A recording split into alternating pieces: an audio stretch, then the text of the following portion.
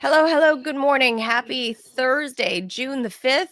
I am the very hoarse Manila Chan. That over there is Ted Rall. You are tuned into the Ted Manila Information Show, TMI show for short, because we bring you, obviously, way too much information. Could be periods sometimes, Ted. We talked about that this week. Just Or a blood lot of orgies. TMI. Blood orgies, Santeria, Who hasn't and been some to a blood news. orgy, though? Weird stuff on this show. So we are live Monday through Friday, 10 a.m. Eastern time. So please be sure to like and follow this show wherever you're consuming this content. We have just published another premium Rumble Premium episode that you have to be a Rumble Premium subscriber. So if you're in the position to do so, you're watching on Rumble. If you're not watching on Rumble, switch over to Rumble. Hit that red Rumble Premium button right below my big talking head here, and join the chorus of people who are trying to watch stuff that YouTube won't allow. That's where you find it. Our latest episode on Rumble Premium was with my old buddy Lionel of Lionel Media. You know, he's a legal scholar, analyst, former lawyer. Actually, I think he's still current lawyer. But we get into some weird stuff. And he and Ted kind of butt heads a little bit. So those two are being rams, and I'm horse today. So that's the barnyard theme.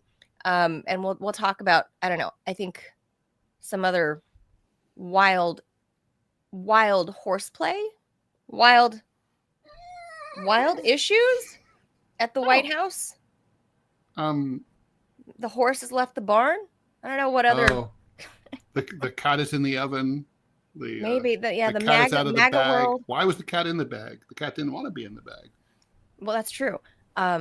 MAGA world is kind of like really shook right now, Ted, because just the other day, Elon Musk having a billionaire blowout with Trump right now over the big, beautiful bill. Now we've got little Ben Shapiro and we've got Mark Levine.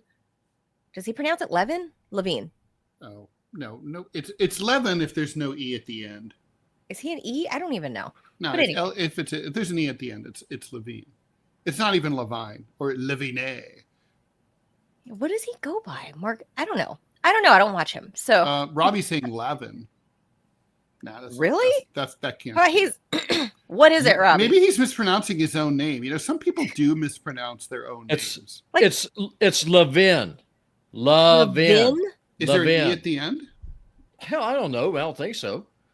Okay, well. Okay. Then listen, I'm from the South. Do you expect me to spell? What the hell's wrong with you? So Levin must be, right? Yeah. Well, it's on the Levin. Okay.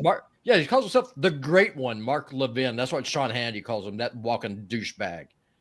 That Great One, Mark Levin. I didn't even know that one. Okay, well, that's what we're going to talk about a little bit later. This is my world, right? I mean, before I got red pilled, before I woke up, realized it was just a big old con. I used to listen to those douchebags. It's like, yeah, Republicans, apple pie, wave the flag. And I realized that these people are screwing me more than the Democrats are. To pox and both their houses. Explain that position a little bit later in the show. Obviously, it's not my world, and I may not have a voice by the end of the show. So there's that. All right, Levin. Thanks, Robbie. Okay, so that's that. So we're going to talk about that a little bit later, but we're going to give you some news updates first. For example, the Boulder terror suspect, his family, apparently not getting deported, even though Kristi Noem said they're getting deported tonight, bitches. I'm pretty sure that's how she said it, Ted. Yeah, that's a precise quote. That was an exact quote. A new travel ban 2.0. Laos? Well, you know they're the fucking worst. WTF. Laotians are the worst people. Evil, depraved, frequent attendees at blood orgies, Santeria, witches, assassins, terrorists. We'll tell you who's on that list. Maybe you're purveyors of Laotian food. Watching. They're evil. True. All that sticky rice. Like, what is wrong with those people? Eating rice with their hands? What the? So we'll tell you who else is on that list and kind of dig into that a little bit. And also, I think, Ted, you'll be really into this. The whole Biden auto pen question. Oh, I'm into it. And I'm gonna drop one on you. I can't believe we didn't put this, but I'm just insisting. We have to talk about Columbia, my alma mater. Oh yes. Because you're Donald Trump a graduate of an unaccredited school. That's right. Like literally, it's as if I went to beauty school, as it turns out. As of Good yesterday. job, Ted. Yeah. Oh, thank you.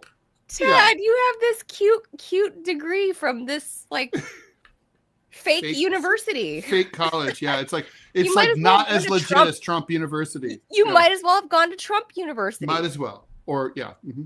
Yeah. And hung a Trump steak on your wall. That's right. That's exactly. Well, I would have eaten that Trump steak because I do like steak. I don't know if those Trump steaks were any good. I don't know. I have no idea. I've actually, a few years back, like during the first. You ate a Trump steak? No, not me. I had a friend that ordered at Christmas time during the first Trump era, ordered Trump steaks for like, I guess he was hosting a dinner or something and that I wasn't invited to. But he ordered like a box of Trump steaks. And did he tell you if they were any good? He said they were very, very pleasantly surprised that it was a really good quality steak. I don't even know if it's still in business, but at the time, like 8 years ago, it was. I'm pretty sure. I mean, I could be totally wrong, but I mean, I have no idea. But if I had to guess, I'm guessing it's not around anymore. Oh, I have no idea. But anyway, so we'll get into that before Robbie hops on and explains this MAGA fight, this internal MAGA fight. It's like brother versus brother, and we'll get into that. So with that, let's hop into the news. Let's do it.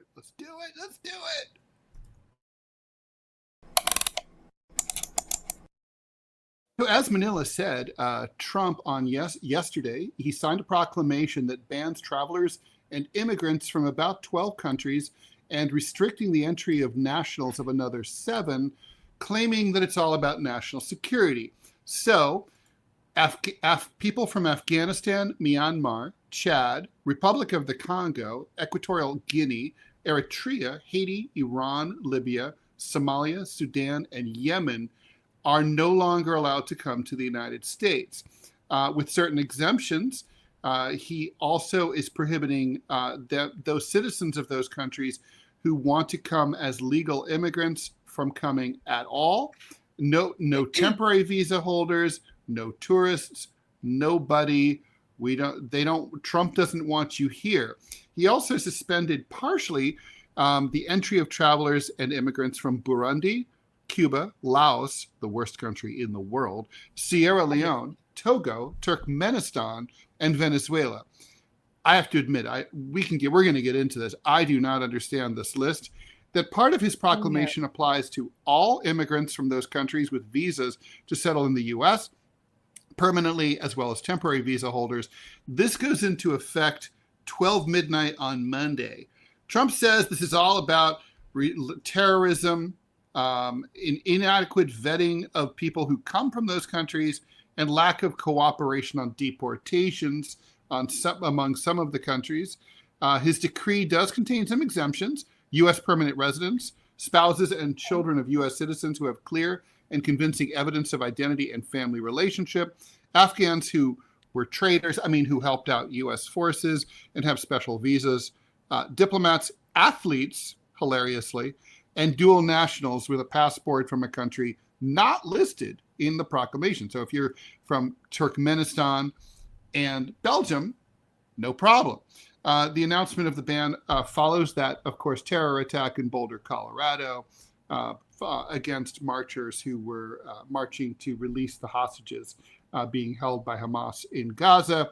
He's from Egypt, and he overstayed his tourist visa. And nowhere on that list is Egypt. And Egypt, however, is still okay. Which is interesting. Just like we didn't, after 9/11, didn't ban Saudi travelers or Egyptian travelers. Kind of interesting. Well, let's hear from President Trump. Let's hear from our fearless leader. How does he explain himself? I wonder, Ted. Can he explain himself? I wonder. Like Togo, they have a really cool flag. Do they? What's their flag? you This is didn't a see it Scott just now? Stantis question. As the resident vexologist.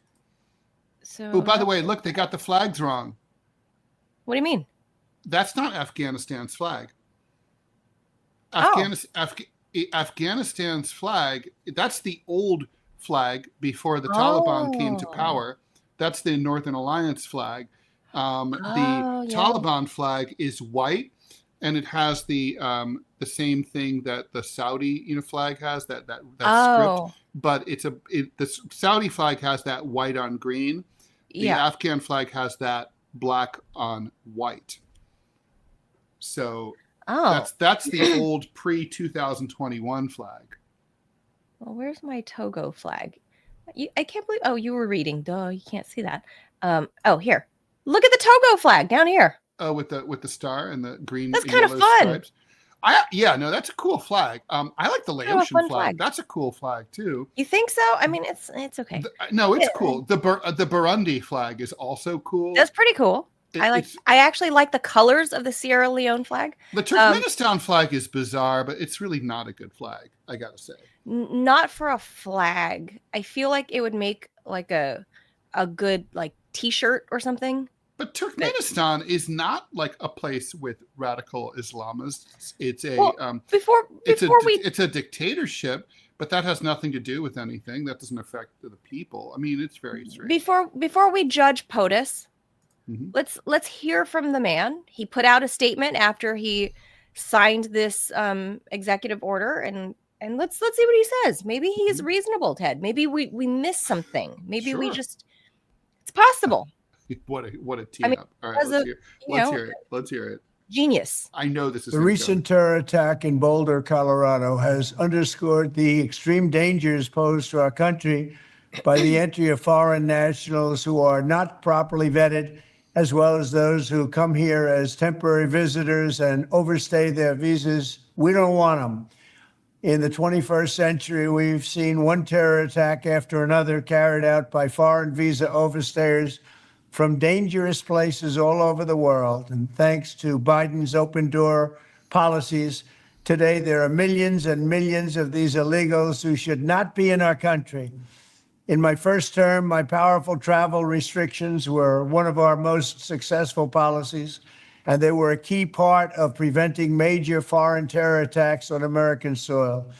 We will not let what happened in Europe happen to America. That's why on my first day back in office, I directed the Secretary of State to perform a security review of high-risk regions and make recommendations for where restrictions should be imposed. Among the national security threats their analysis considered are the large-scale presence of terrorists, failure to cooperate on visa security, inability to verify travelers' identities, inadequate record keeping of criminal histories, and persistently high rates of illegal visa overstays, and other things. Very simply, we cannot have open migration from any country where we cannot safely and reliably vet and screen those who seek to enter the United States. That is why today I am signing a new executive order placing travel restrictions on countries including Yemen, Somalia, Haiti, Libya, and numerous others. The strength of the restrictions we're applying depends on the severity of the threat posed. The list is subject to revision based on whether material improvements are made, and likewise, new countries can be added as threats emerge around the world. But we will not allow people to enter our country who wish to do us harm, and nothing will stop us from keeping America safe. Thank you very much. Okay. So as one of the literally small handful of Lao Americans in this country with relatives in Laos, that I don't remember anyone having any otherwise known as the plans. Terror basket of Southeast Asia. Apparently, absolutely, Ted, the landlocked terror threshold for all of Asia. Well, I mean, one of the things that we forget because it's not true is that 9/11 came out of Laos. That is true. That is true that we didn't know that 9/11 was actually planned in Laos. In Laos, in the caves of Laos, where the same caves where the villagers were the villagers were hiding when the CIA was raining bombs on them for 10 years straight, every 8 minutes. Well, evil comes out of caves because caves are holes in the ground, and anything can happen in a hole in the ground. Bats are in there. Only bad things come out of caves. Bats, snakes, and bears. Spiders. And Bin Laden types. Bats, bears, and Bin Ladens. So, yeah. Crocodiles in some cases. I don't know. I know that he has a thing against Venezuela, so I kind of get that. Mm-hmm. Like Sierra Leone, they're raining down their terror of blood diamonds into this country. True. Laos, again, we just pointed to the fact that Laos obviously planned 9/11, and they haven't really caught the true Osama bin Laden. Also, don't forget it was Laotians who killed, Nicole Simpson. Oh, that's right. Right. They never found that Lao. OJ died looking for the Laotian real killer. It was the maid. It was the Lao maid lady. Mm-hmm. Cuba, we know there's always been U.S. beef with Cuba. Mm-hmm. Burundi, why? Togo, Turkmenistan. It's very mysterious. Why? What did Togo do? Yeah, I don't know. And okay, so Equatorial Guinea. What have they done? Libya and Somalia and Sudan and Yemen are all basically failed states or war zones that we bombed and very broke unstable. Up. I could see why those immigrants would be a little problematic. But Iran, this is our current beef right now. Iran, okay, full restriction, and Ted, there are a lot of Persians here in DC and in LA. I know a lot of Persians. Sure. They're going to be pissed that their family can't come visit. Pissed.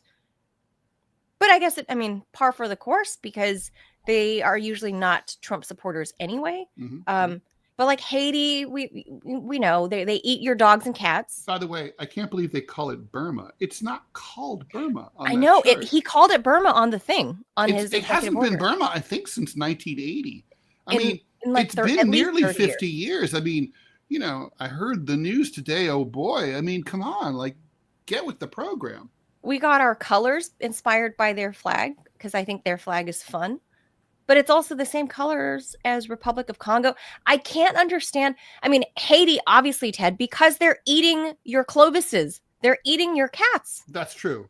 I've already lost several cats to the Haitians. So ban them. Obviously. Yes.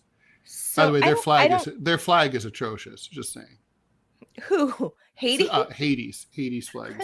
It blows. It's kind of like the flag of the city of New York. It sucks. But, I'm not thrilled with the Somalia flag either. I kind of like it. I like its simplicity. No, it's so blasé. Bleh. Well, I like that color. I like that sort of grayish light blue.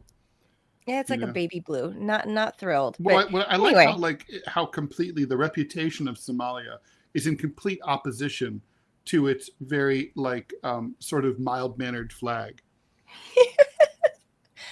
I do like the Yemen colors. I have a dress that literally it looks like the top portion of my dress is their flag. But anyway, I get why some of these where he could say, okay, we don't want people from these countries. The biggest thing is if you are pegging this to the Boulder, Colorado attack guy, right? If this is your peg, that's your news peg. Why is Egypt not on the list? It's a good question. Considering he was from, Egypt. And not to mention, Egypt really does have a major radical Islamist movement. There are radical Muslims there. There have been terror attacks. Al-Qaeda has been active there for many years.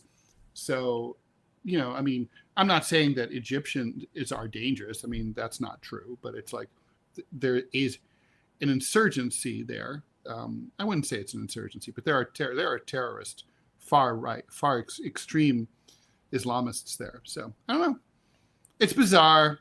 It's more xenophobia. I just got to say, Donald Trump really seems determined to not only make America great again, but to make America only American again, because no one's going to want to come here. I mean, there's already tourism from Canada. Smiling when you tourism from Canada is way down. Places like New York and San Francisco and LA that are dependent on tourism for business, they're going to lose. People just aren't going to come here. They're getting harassed at the airport. It's like the message is out. Like, even if you're not from one of these countries, you're just sort of like thinking, God, the Americans, they just aren't welcoming. They don't want tourism. Right. They hate everybody, those Americans. Yeah, we really have a bad rep.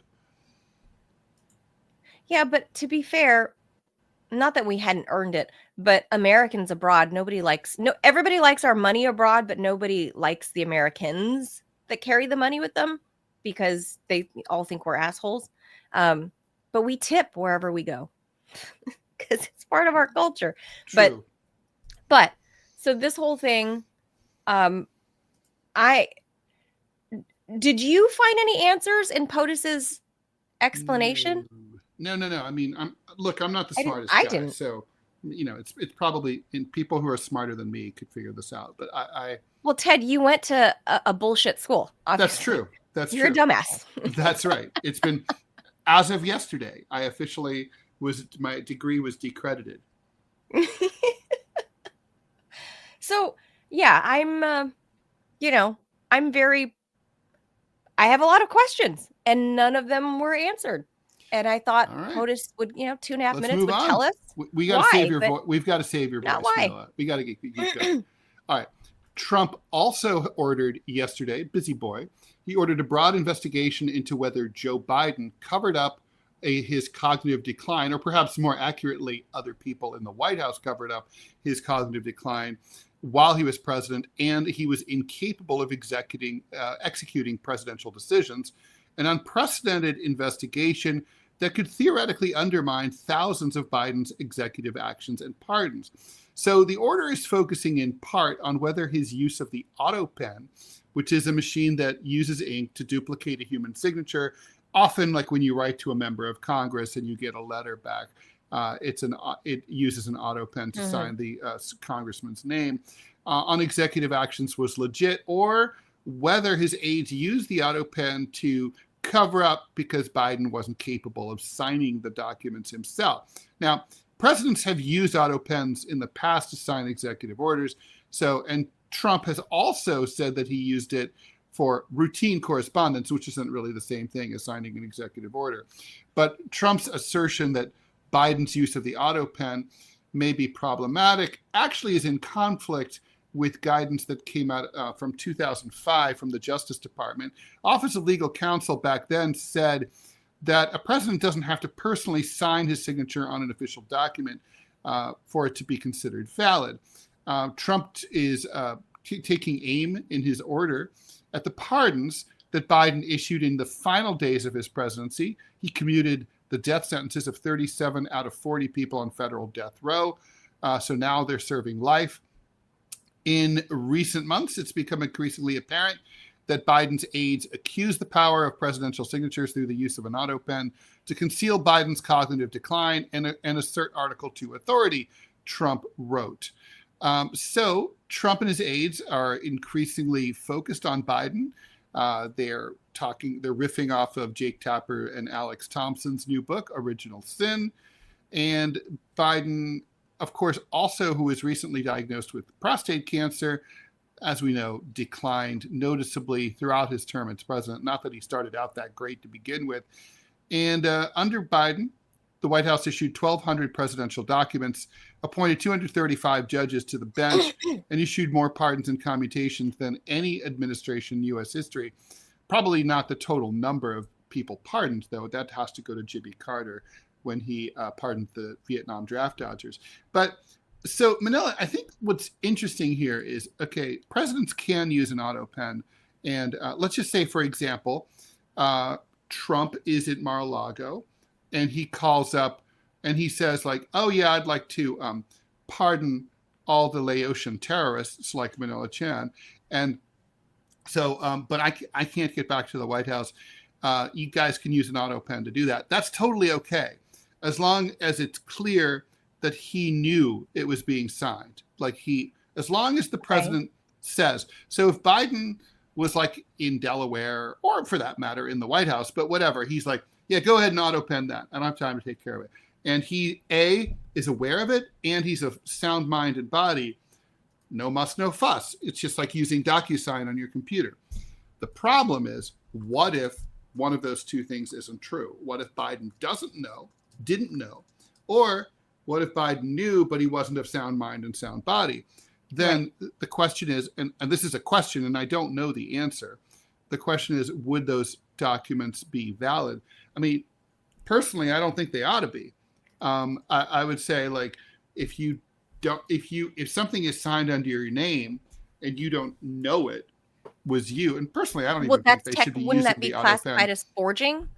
Well, yeah. I mean, of course, yeah. So, I mean, I would say that let's say he signed an auto pen was used to sign a bill, he was unaware. I would say that bill's not valid. I mean, it's like, look, I mean, you can't get an auto loan without signing the document. You can't buy a house without signing the document. Your check won't clear, theoretically, if that's not your signature at the bottom of the check. How is this any different? That's what it boils down to, right? Is whether, like, the auto, yes, in and of itself, the presidential use of the auto pen is legal, but the 25th Amendment portion of all of this comes into play is, should he have been 25th Amendmented out 100%. of office? So because of his mental inacuity. So because of that, is it null and void that he was using the auto pen? I think Trump actually there's some meat on those bones. I actually think there's something there. And looks like our old buddy Ed Martin is spearheading this whole investigation over at the DOJ. How about that? Well, this investigation, honestly, the investigation into Biden needs to be fulsome. I just issued my column for this week. I think the Democrats actually ought to lead an investigation into what happened here. It would really help them crawl out of the gutter in terms of their polls if they were to show some transparency and say, we're going to hold our own people accountable. But obviously, I agree, but they're James not. Comer, the chairman of the House Oversight Committee, Republican, has promised some oversight here, long overdue. Also, I guess Trump also. Look, it's going to be a political process. Nothing could be more political, but it can't be helped. I mean, the American people need to know who was running the country for 4 years. And I don't think we really know the answer to that. Look, do you remember this when Joe Biden, when his family enlisted that Italian care nurse? Yes. Right there? Mm-hmm. Georgia Maloney, I think is her name. Every time they went out in Europe, she was like his charge d'affaires. Mm-hmm. She was his care nurse, Georgia Maloney. That's really cute. But I personally think, I don't have full evidence, but just because of the magic of sight and watching this very closely, there she is chasing after him again, right? But I really think he barely had it in him the first year in office, that his marbles were at all there. Mm-hmm. Very, very obviously and noticeably, there was a fall off the cliff on the second year. And I really, really get this feeling that, like, it was his family, that it was Jill Biden and even Hunter involved in decision making, because Hunter was under, investigations of stuff. He had lawsuits against him. And suddenly all of these, I guess we can call them free passes for a lot of people that are kind of around the orbit of the entire family, all these people are suddenly like free and clear. Everybody's free and clear. Like you're pre-pardoned. And I don't think it was Biden himself. I don't think it was Big Papa that did it. I think Hunter. I think it was Hunter's idea, because why would his business partners, like, why would their names be mentioned? That's weird. That's true. Well, I mean, Hunter could have asked his dad to do that, though, right? I mean, okay, we have an ad. Robbie, please put that up, and we'll go ahead and read that. I think the bottom line is we need to get down to the bottom of it. It's less than an ideal situation whenever the clown in chief, Trump, decides to ask for an investigation. But look, it's got to happen. So I'm cheering on our buddy Ed Martin to get to the bottom of it. And, all right, here we go. I'm all for it. All right, ad time. Still haven't tried 1775 coffee? Now it's your shot. The 1775 starter kit just dropped, only 1,000 units. You're getting the bold dark roast that hits harder than a CNN fact check, the smooth medium roast, and the Vitality mushroom coffee for clean energy and laser focus. No crash. All single origin, small batch, toxin free and mold free. Plus, you're also getting a gold spoon clip because freedom isn't scooped with plastic, a frother strong enough to stir up your coffee and your mother-in-law's political opinions, and a black 1775 tumbler that says, "I don't take life advice or caffeine from a woke sea witch." $170 worth of coffee and gear, yours for $99. This is for the ones who've been watching 1775 blow up on Rumble, wondering if it's actually worth it. Spoiler, it is. Go to 1775coffee.com/studio and grab your starter kit before they're gone. Bold beans, clean fuel, and a morning routine that stands for something just like Rumble does. Start your day with coffee that actually backs what you believe. Okay, so let's move on because, Manila, we're trying to save your voice here. On Wednesday, U.S. District Judge Gordon Gallagher blocked the deportation of the family of Mohammed Salman, who was, of course, the illegal immigrant charged with perpetrating the Colorado terror attack last Sunday. ICE seized the family, consisting of Salman's wife and 5 kids, into custody on Tuesday for expedited removal from the U.S. The court finds that the deportation without process could work irreparable harm, and an order must issue without notice due to the urgency this situation presents, Gallagher wrote in his decision. Manila, something occurred to me about this topic.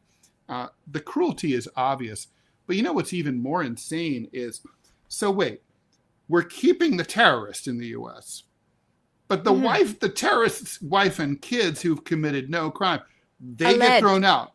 Yes, the alleged terrorist. However, think about that. I mean, it seems to me like if you were going to be consistent, you'd be like, all right, we're throwing the terrorist out, sending him to El Salvador or whatever. Bye. And with the kids and the wife. But it's like we're literally keeping him in the U.S. He could escape. Look at what happened in New Orleans. He could escape and run out and start setting other old Jews on fire. And then meanwhile, the kid, he and himself. And meanwhile, that was Trump's plan. I mean, it's really incoherent. Well, it's as coherent as putting Laos and Togo on the partial ban list, or yes, I'm a bad commentator today because I have no words. I have no answers. I can't come to any logical conclusion as to why, other than I think maybe the one thing that Kristi Noem might have been hopeful and excited about was, well, if the terror dad had an overstayed expired visa, then probably the wife and children do too. So nab them.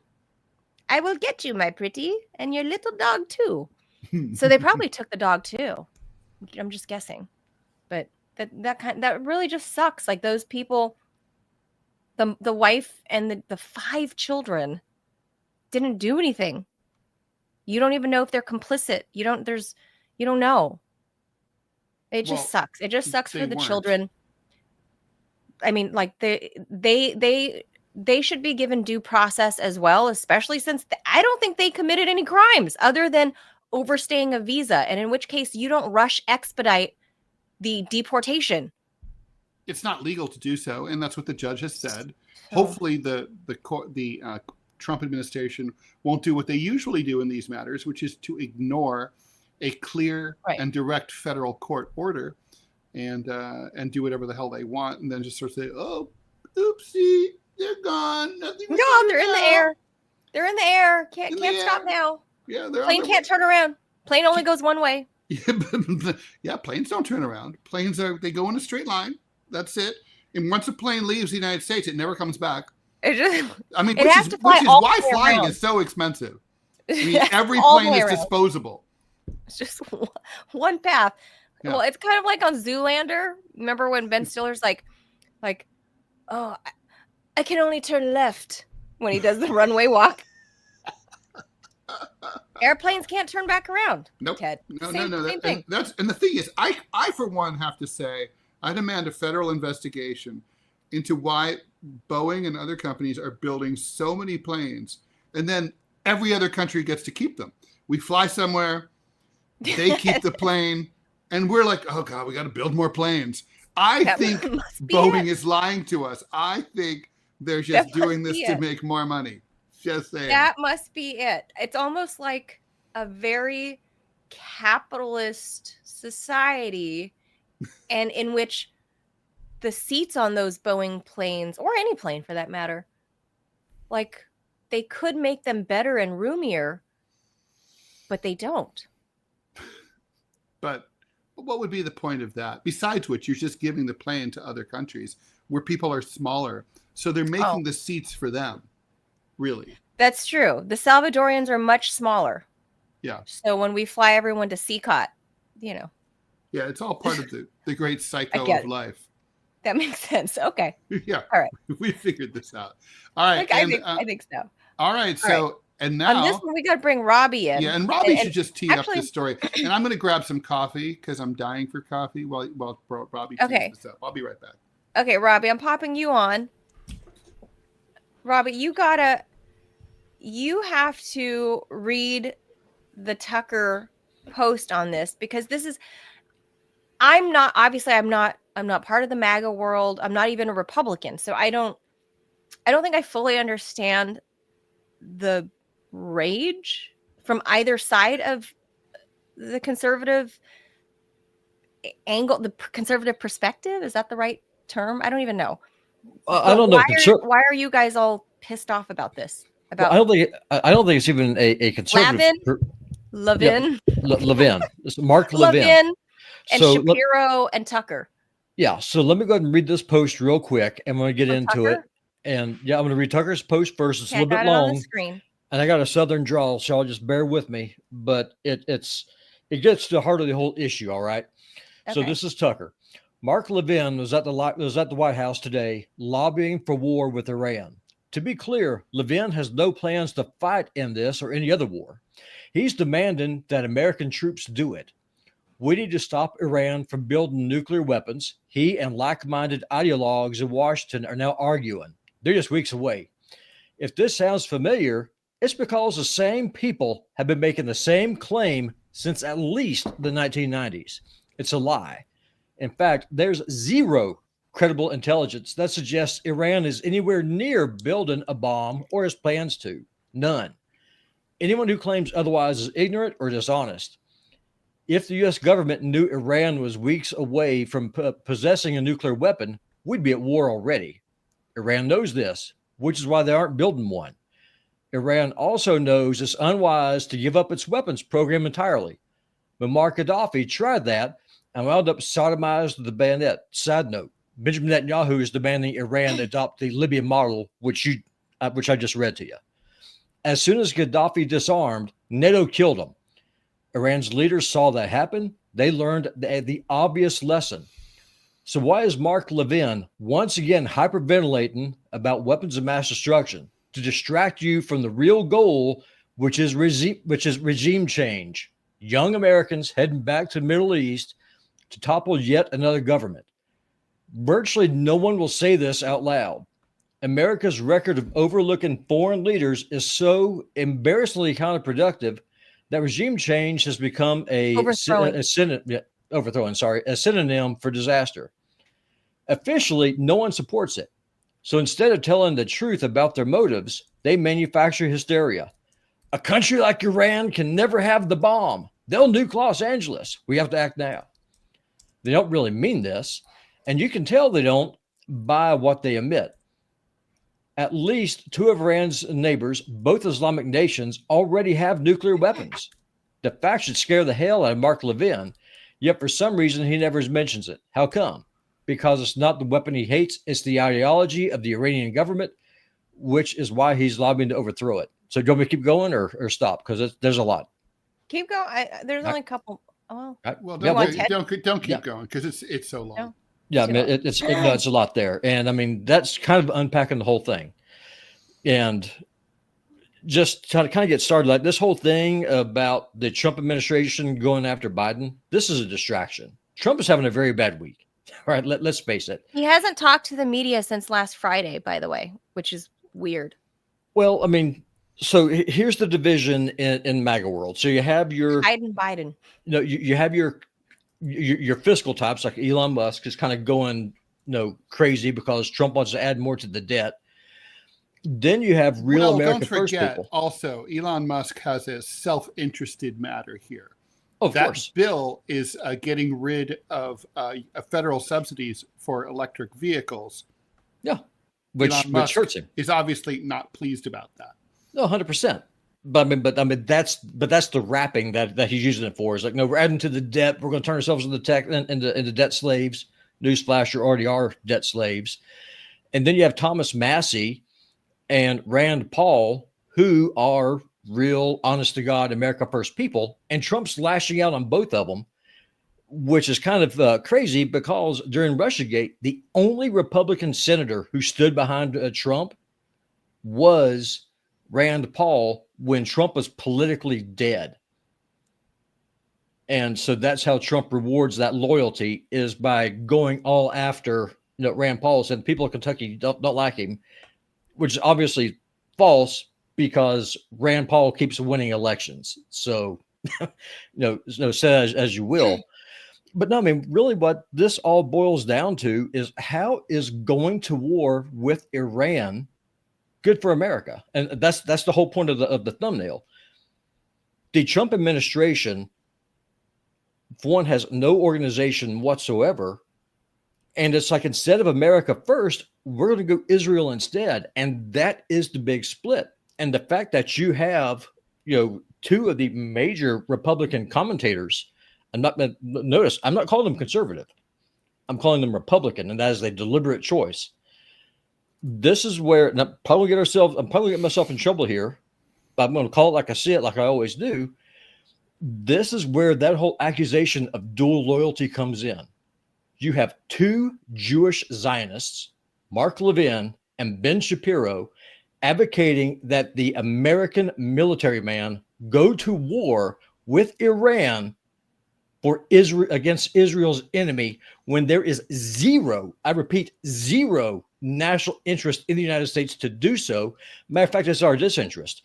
If Iran gets attacked and they start blowing up oil refineries, at the low end, we'll be paying $30 a gallon per gas.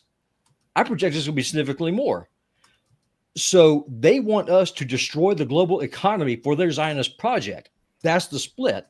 And so you got to ask yourself why. If you're America first, that makes no sense. But if you're Israel first, but you're masquerading as an American patriot, it makes perfect sense.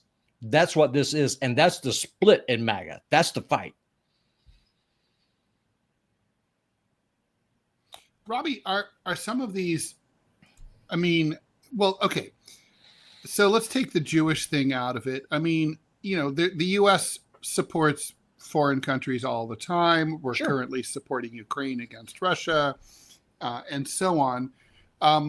Is the Israel thing different in MAGA world compared to, say, the project of sending billions of dollars to, say, Ukraine, for example, or for that matter, supporting NATO? These are all basically about sending money and resources and taking military risks overseas on behalf of other countries that are not us and that could blow back and bite us in the ass, instead of prioritizing national and domestic needs. What's the difference when it comes to Israel? Well, that's just the thing. Like, you really can't take the Jewish thing out of this, because Israel has something that Ukraine doesn't have. They have AIPAC. They have the Jewish National Council. They have a very powerful lobby that they call, not my words, it's their words, the Jewish lobby. So let's just use the words that they already use. Rand Paul has been Thomas Massey has been primaried twice by AIPAC. You have American congressmen who wear the uniform of a foreign nation in the American Capitol. They have their flag in their offices. In their office, advocating that the American taxpayer fund to the tune of billions of dollars in foreign aid every year, in addition to the military assistance that they're getting. No other nation has that. And you are touching a third rail when you bring this thing up. It is a fact. You can criticize Ukraine. You can criticize, like for example, how y'all are talking about, why isn't Egypt on the travel ban list? Well, we fund Egypt's government. So how could you possibly ban Egyptian nationals coming to your country when you are actually funding and propping up their government? Doesn't make any sense. It's the same thing with Israel. And that's the part that people do not want to face, because it makes people uncomfortable. They pound that white guilt button. Oh, you're being an anti-Semite. You're being a racist. You're being a bigot. It's none of those things. I want to know why it is that Congressman Flass from Pensacola talks about how it is a beautiful thing to see American taxpayers pay for bombs used to kill Palestinian kids. That would not happen in any other country. Ugh. But here, though, if you say it, you immediately get hit with that racist brush, and I'm not going to have it anymore. That's the split. I mean, Ted Manila, y'all know this. I could be homeless this time 2 months from now. My rent's going up by $600 if I don't find another place. And I'm not unique in this situation. Tens of thousands of Americans are facing the exact same problem. And so the question we have is, we are literally struggling here trying to figure out how the hell we're going to provide housing and pay for our bills. Well, our government is doubling down with not only the full-throated support of a foreign nation, but actively planning to wage a war that would disrupt the global economy on its behalf. And the whole time, the people who are cheerleading this say they are American patriots. It's the patriotic thing to do, is to go and send your children to go fight for God's chosen people over there in the Middle East. And I say no. And millions of people in the MAGA world say no. We have veterans living under every sinking bridge. We're coming up on $37 trillion on the national debt. We cannot afford this. So what do? You got to pick something. You got to pick a side here, Mr. Trump. Are you America first or not? So here's pick the thing. a side. Trump has employed to his cabinet basically everybody from Fox News, including the weekend people like Pete Hegseth. Judge Janine is like, just so I'm obviously he has like it's like this constant feedback loop between the White House and Fox News, and Sean Hannity often brags that he talks to POTUS like every day. I don't know if that's true. It's a con job. It's a con job. But so he's talking to, when we all know, based on the first 4 years of Trump, that he flips the switch or drops on a dime and goes in the other direction based on the last person who was in his ear. So if Mark Levin is the last guy in his ear telling him, you have to go to war with Iran. And why is it, by the way, that both Ben Shapiro and Mark Levin are both really nasally sounding, and they all talk like this? Like, that's really weird. Ben Shapiro sounds just like that, but he talks about 1,000,000 miles an hour like this, and he talks really fast like the Micro Machines guy. And he just has so much to say, I guess. But they both have really nasally voices. Have you guys noticed that? I can't listen to either of them for that reason. Yeah, and listen, I'm trying to be very, very judicious with what I say. And for people who are going to be out there saying, well, Robbie's just been anti-Semite, I'm not. Okay? I don't care where you're from, I do not care. What religion you practice. I do not care. It does not impact me. What impacts me is that whenever you have a lobby, and let's be honest, AIPAC is a foreign lobby. They advocate for a foreign nation. I don't care what the rules say. I mean, that is what they are. When you have Kristi Noem going to Israel, getting on her knees like a bitch in heat, that is a clear sign that the American administration is not for the American people. So if they're not for the American people, who are they for? The Bible is very clear. You cannot serve two masters. You're going to serve the one or hate the other. The American people need to wake up. And if the argument is going to be that there's someone controlling the government whenever Joe Biden was in charge, which is obviously true. If Trump is so screwed in the head that he's going to do whatever the last person says to do, he's not in charge of his own faculties either. He is serving another interest. And it is time for the American people to wake the hell up. The Republican Party is not your friend. I had learned that the hard way. Listen, I was one of you. I was there. I grew up, I didn't grow up in the church. I got saved when I was in my mid-20s, late 20s. And I believed all this dispensational Zionist crap. Oh, you got to bless Israel or God's going to curse you. And then I actually read the Bible for myself the first time. It does not say that. Wake up. Wake up. These people hate you. They hate you. They want to. It would be bad enough if our government wanted to send our sons and now our daughters, which is another topic, which is an abomination, to go fight these foreign wars on the other side of the world that most Americans can't even find on a map. It's worse than that. Hey, Ukrainian pregnant women are doing it. Well, it's suicide, but it's even worse. Why should the American army be a mercenary force to go fight the war for another nation? If Israel is so great, if it's so strong, if it is blessed by God, the divine providence, they can fight their own fucking wars. They can fight their own wars. My son turned 16 this year. I have a vested interest in this. I don't want him 2 years from now to be drafted to go fight over there in the sandbox. For what? For what? What's in it for him? Manila, your son 12 years from now, what's in it for him? He's already in debt up to his eyeballs. His life hasn't started yet. This is the problem. And that weasel right there on the screen, that weasel right there on the screen, he has done more to hurt the American people than any Yemeni Houthi shooting rockets or drones. That man has been responsible for the deaths of millions of people through the information and propaganda war. He cheerleaded the Iraq wars, both of them. He's cheerleaded Afghanistan. He's cheerleaded all this stuff. What do we have to show for it? What do we have to show for it?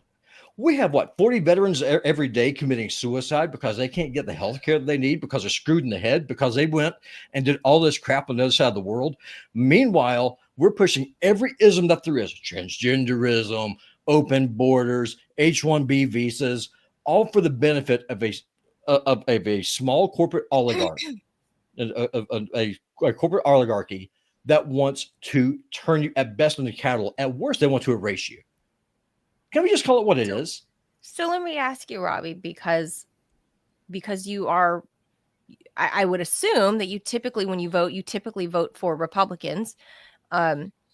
I should vote for. To be honest, I vote on the platform of the person. It's kind of a mixed bag. I vote for a lot of independents, libertarians, Democrats are not insane. I mean, for me, it's about the person, not the party. Now, if you're pushing a tranny, I'm going to vote against you. If you're on the other side of it, though, if you're pushing for an Israel first agenda, I'm going to vote against you too. I can't believe you just said that. It's the holy month. would you vote for a trans person if they were America first in your view? No, because that person's insane.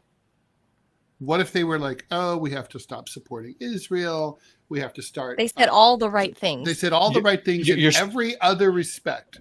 You're still mentally ill. I'm sorry. I'm not going to vote for you. No, if you're screwed in the head, I'm not going to vote for you. Sorry. If you're a dude wearing a dress or vice versa, no, sorry, I'm not going to support you.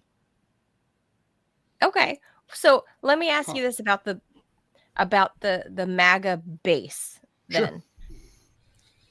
So who, if this is kind of one of the flashpoints, we saw the Ramaswamy flashpoint that happened very early on before Inauguration Day.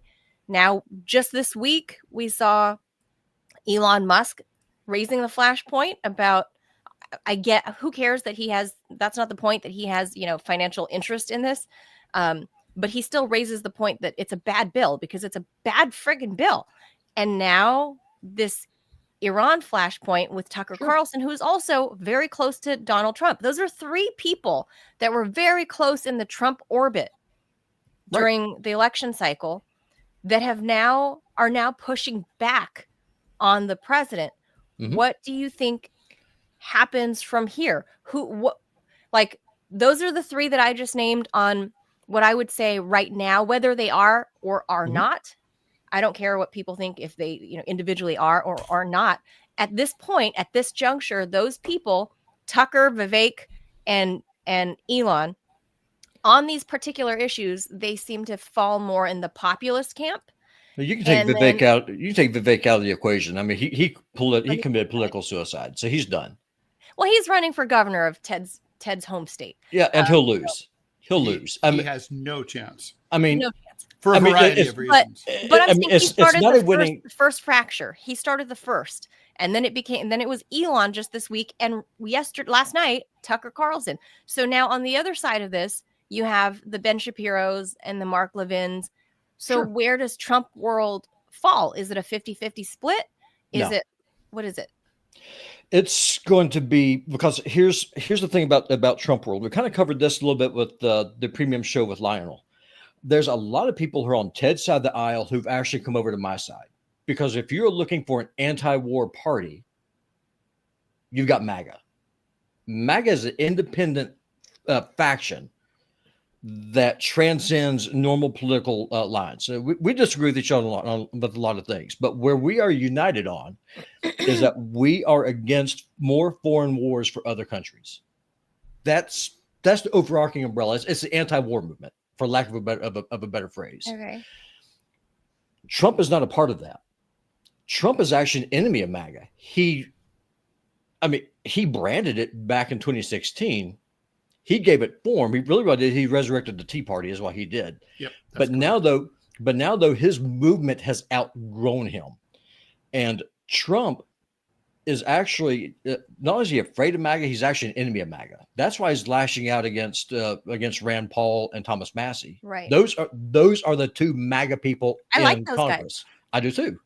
And a lot of Democrats and a lot of libertarians and a lot of liberals and a lot of conservatives like them too. That's why you have the Republican Party and the Democratic Party working as a monolith to try and crush it. So what's going to happen is that the Republicans are going to get shellacked in the midterms because they have turned their back on the base that got Trump elected by a landslide in this second run. You heard it right here first. They are going to get their clocks cleaned because people like me are not going to show up for them. Now, two things could happen. You could actually have a America First MAGA types start trying to primary, in smaller weak districts, and if that happens, if we win some seats, you could have a political revolution. If it doesn't, if people just stay home, the beach is going to just keep on going as it is. Trump is going to keep on doing what he's doing right now, which is getting on his knees for Israel. Not necessarily Netanyahu. He doesn't like Netanyahu. But he is a creature of the Israel lobby. So there's that. The Democrats are going to keep on making noise about resisting. What exactly are they resisting? Because they're on the same page as Trump is when it comes to the wars and stuff. So nothing's going to change there. Everything's going to happen on the behind the scenes. I think what's going to start happening is that you're going to start seeing more and more independent people get more and more prominent. And so you're going to have more Tucker Carlsons. I think what you're going to see is that the influence of people like Charlie Kirk is going to decrease, and you're going to have Jake Shields type people going up higher instead. Wow. Okay. Okay, Ted.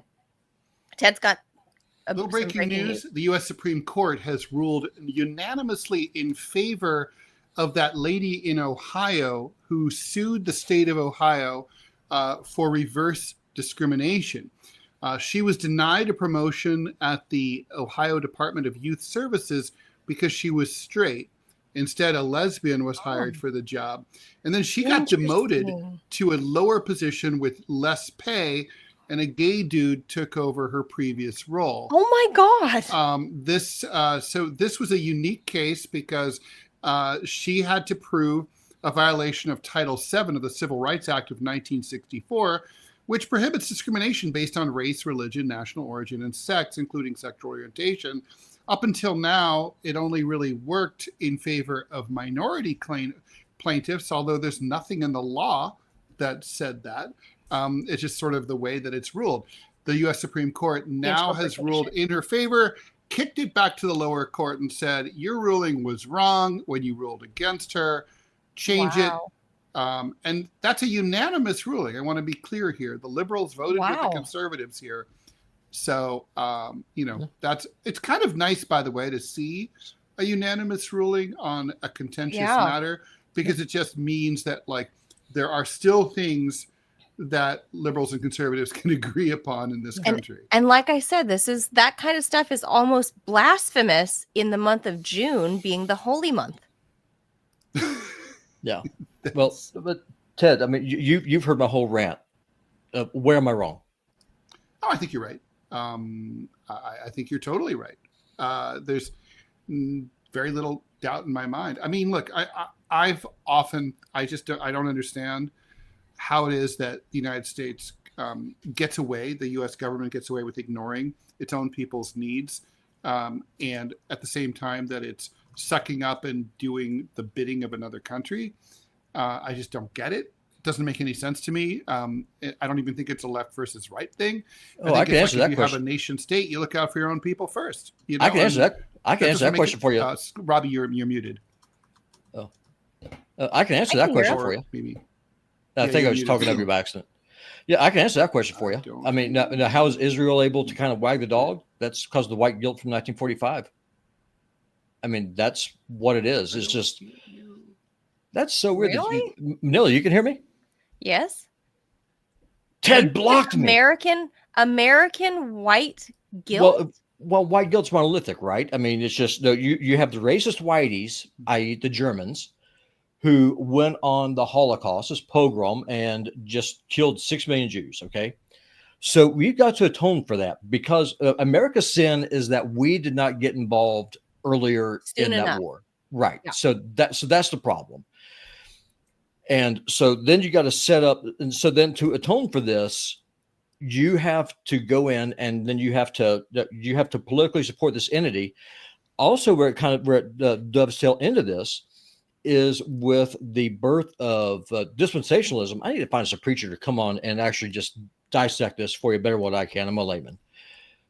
Dispensationalism, basically what that teaches is that there's different ages in human history, but through all those ages, one thing that's consistent is because of the promise that God made to the person of Abraham back in the book of Genesis, that you have to bless the Jewish people. And if you don't, God's going to curse you. That's a lie. The blessing is Jesus. It's not the nation of Israel. Can I just say bless you?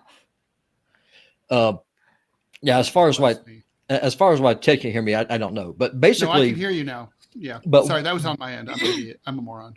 Oh, I am too. But I mean, that's really where this comes from. That is how the Jewish lobby was able to get as much power as it has, because they're able to infiltrate the churches. They manipulated that passage. Yeah.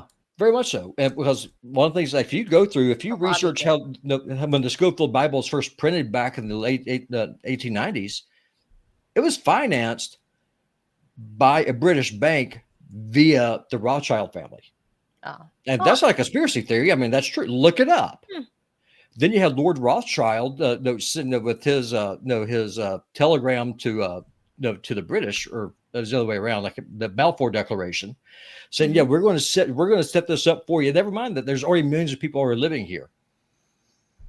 But if you point that out, though, you're racist, you're anti-Semite, you're a conspiracy theorist, or like a Ben Shapiro come and say, "Oh, you're asking questions. Oh, you're asking questions. You're so bad. You're a racist." Well, we know how how history is so anti-Semitic. So anyway, I mean, I don't know if you guys have any more to say, but I'm running out. Really, not about this. It's a shtick, though. I mean, it's like this has been their shtick. It's worse than the Zionists all along. It's worked for a long time. It's been a nice run. It's the same. It's analogous to how if you criticized Obama, you were racist or whatever. It's cheap.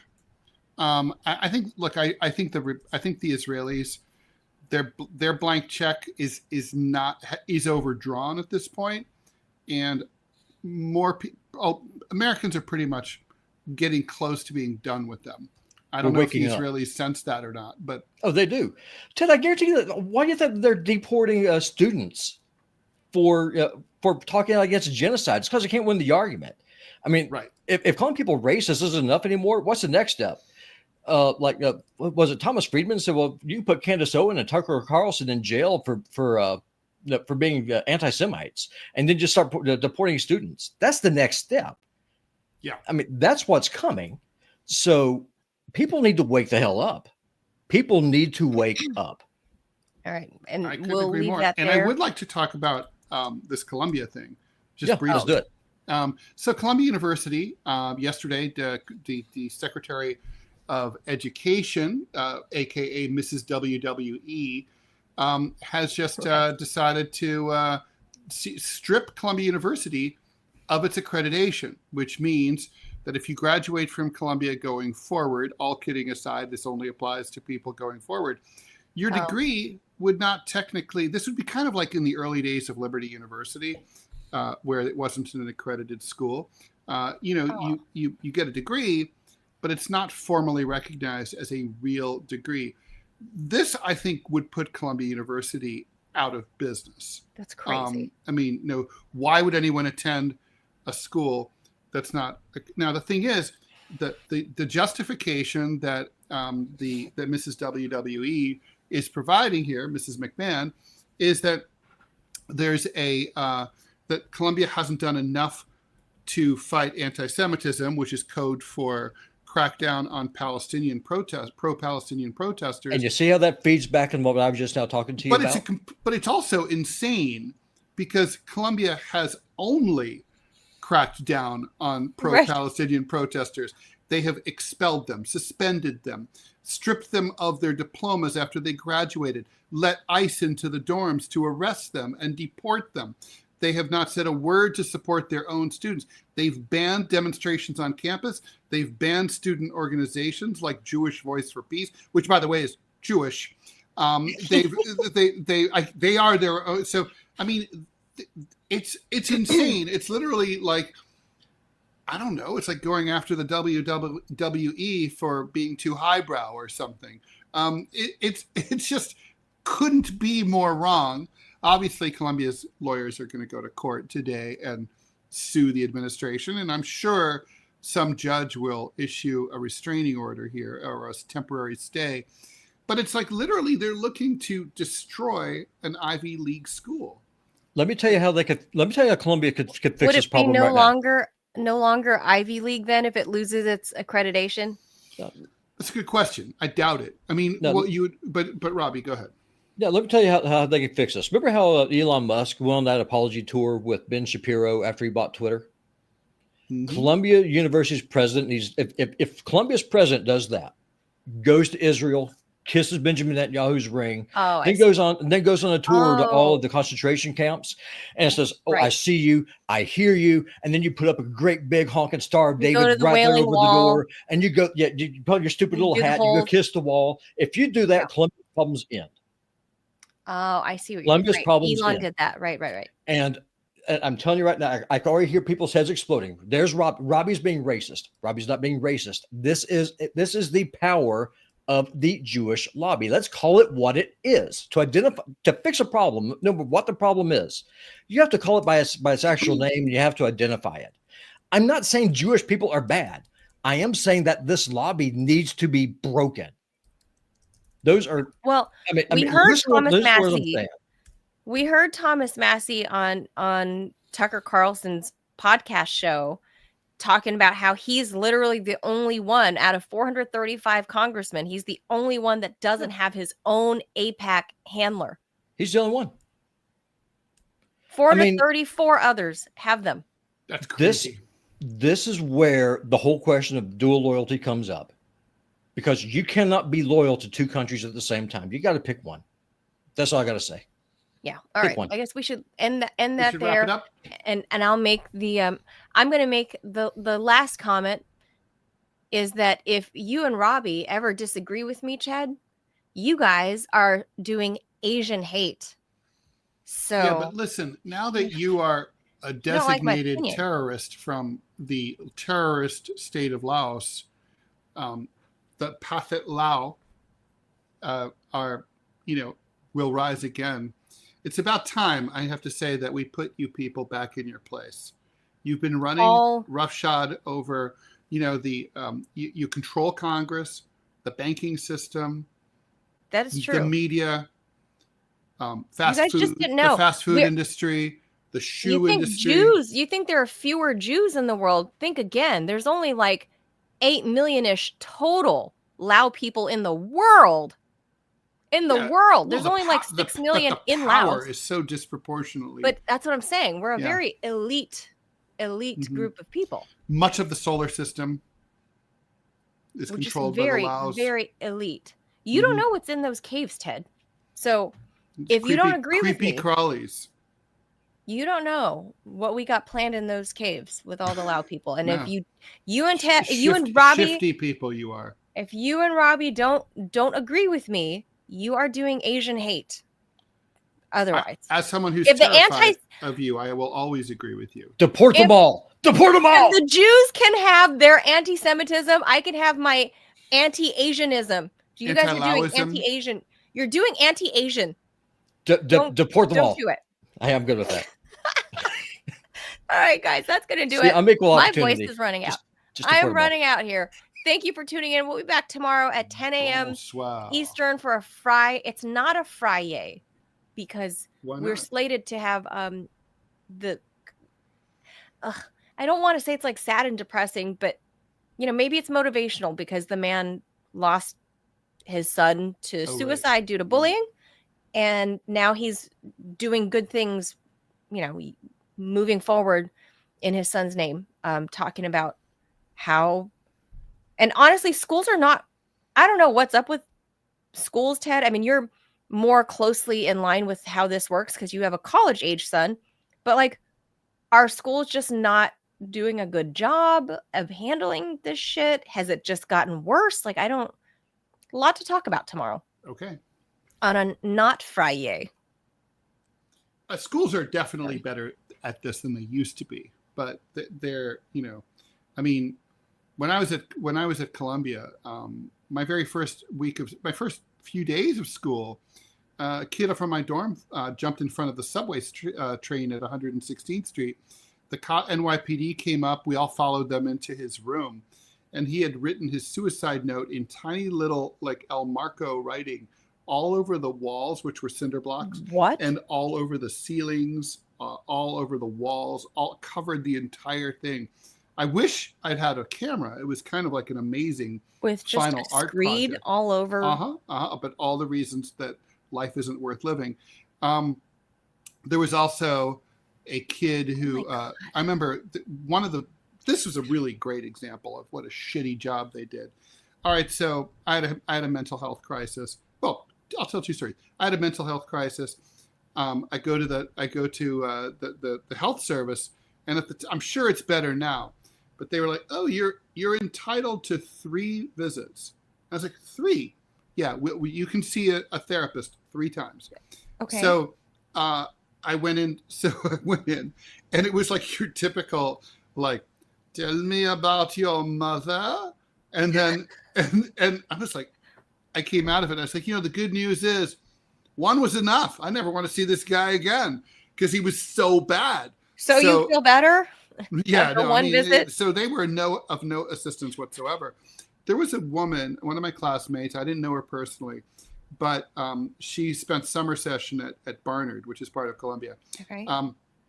And over the summer, we used to have like wall phones, right? This was pre-cell phones. And to have an outside line, you had to contract with the phone company, which used to be New York Telephone, became Verizon. And you had to like reach out to them and arrange for your phone to be connected. Well, for whatever reason, the university refused to have dealings with the phone company in the summer. And so in the summer months, you couldn't get an outside line. If you wanted to use a phone, you have to go to a pay phone. Well, anyway, this woman, she was mentally ill. I mean, she was in mental crisis, and she was from Philadelphia. She couldn't call her therapist. She couldn't call her parents, and she spiraled out.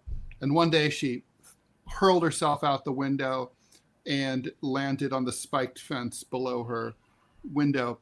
And the New York Post very sensitively ran the headline with a photo of it, "Shish co-ed." But the point is that I was always like, would it really have been so hard to say we're going to open an outside line for this lady? Really, truly make an exception. The parents had like begged the school to make an exception for her, and they just wouldn't. Well, they're better than they used to be. Well, and they just didn't care about us at all. You were in school at a more privileged area. Obviously, the students were more privileged, and because where I grew up, Ted, I literally don't know one person that has suicided, committed suicide. Not one, but I know more than half a dozen people who were murdered. Murdered. Oh, wow. I'm not talking about car accidents. I'm not talking about slip and falls and. Sure, that stuff happens. I'm talking about murdered. Murder 1. Not even murder 2. Murder 1. These people, and I know some of the people 4. That did murder 1. And the victims found in trunks, found shot in their beds. I told the story the other day of my godmother shot in the face, right? Psycho at the door. Okay. So where I'm from, I find that there's an interesting disparity there, that when you're from a rough area, like where it was when I was a kid anyway, it was a rough area. It's very much gentrified now. Not 100%, but relative to when I grew up in the 80s and 90s. Where I'm from, nobody committed suicide. You get shot. You get murdered. Couple shanks in there, a couple stabbies, but it was mostly shootings where I'm from. I'm not talking about car accidents. I mean, I'm literally talking, I know people who were murdered, never anyone that committed suicide. Well, are you implying that suicide is a privileged action? Because that's not true. I mean, lots of poor people commit suicide. I'm sure that's true, but I feel like they're more often than not for the same reason that we see a lot of rainbow flag kids coming out of very wealthy families, like celebrity families. And you really don't hear about rainbow flag kids growing up where I'm from. Maybe now, I don't know, because it's, like I said, gentrifying, but in East LA, well, they can't fly there. They might be rainbowy, but they can't show their rainbow flag because they're afraid of. They're afraid. Well, things have changed. Well, there's Robbie. Yeah, I opened a can of worms. I mean, listen, whoever you want to have sex with, I really don't care. But whenever you start trying to say, I become a privileged elite person because of where I decide I'm going to put my schlong. Sorry, you're not special. I don't You're know not if they're- special. I mean, No, they're- your case of schlong COVID does not make you any more special than anybody else. Do not care. And if you're, I'm just saying. if you're training just mentally ill, go get some help. Seriously, go get some help. You're a dude or you're a woman. There's two genders. Yeah, YouTube, I just said it. There's two genders. So It is what it is. There's that. I'm just saying I find it more often than not that we hear about people from more affluent Well, it's because backgrounds. Well, of course. Suicide. The big part of it is, Manila, is because the news media, they're going to cover who people have got more wealth and more power. I mean, no one cares. No one cares about some poor kid, who's overdosing on meth versus some Which collegiate is a form of suicide. Of course it is. And then you got some collegiate who can't handle it because their gender studies class got canceled, and so you decided to go off yourself. Which of those two is more headline worthy? It's not the dude in Mississippi. Not even just offing themselves. I'm saying in general, when you go to East LA or into Watts, I will tell you from personal experience that it's few and far that you're going to see rainbow flaggy types. People who grow around Watts, Compton. They're there. It's just like they have to lay low. People who grow up poor, because all three of us are here. You go to Brentwood, you will find rainbow flags everywhere and people that identify as. What's your point? Well, just saying, the prevalence seems to be more common in Brentwood than Watts. I think that because those are liberal areas.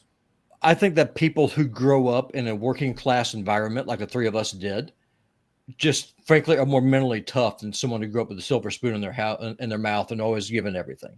If you have to root hog or die, you get this thing called a spine, and you just take it. When the storm comes, just deal with it. I mean, it is what it is. I think that's a big part of it. If you have someone who's never had a struggle in their life and everything's been given to them, and they're told, "Oh, you're so special, Johnny. You're so special. You're so privileged," and all of a sudden the world really reminds you that it owes you nothing, then a lot of people, they just can't process that, and it breaks them. So they go to SSRIs, get on drugs or dope, or just choose to opt out like the cowards that they are. I agree with you, Robbie. What doesn't kill you makes you stronger, right? I mean, that's what it different is. Conversation than some. I really feel for the man. Hopefully he comes through, but the man that, his son was only 11 years old.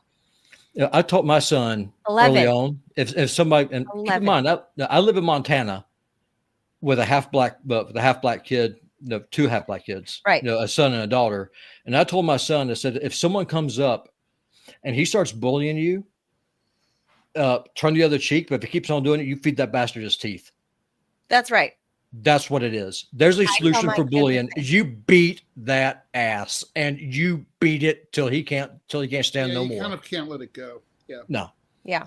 That's rules in my house there's too. No other Don't way. start things. Don't start things, but mommy will be on your side if you finish them. Agreed. I told my son Thomas, I said, if you come home and some little punk is bullying you and you don't stand up for yourself, that bullies your least your problems. Your biggest problem is going to be me. You deal with it. I'm okay. All right, then. I don't know. We'll see. All right. Let's wrap. That's it, guys. Thanks. Right. We'll be back tomorrow, 10 a.m. Eastern. Bye. Adios, amigos.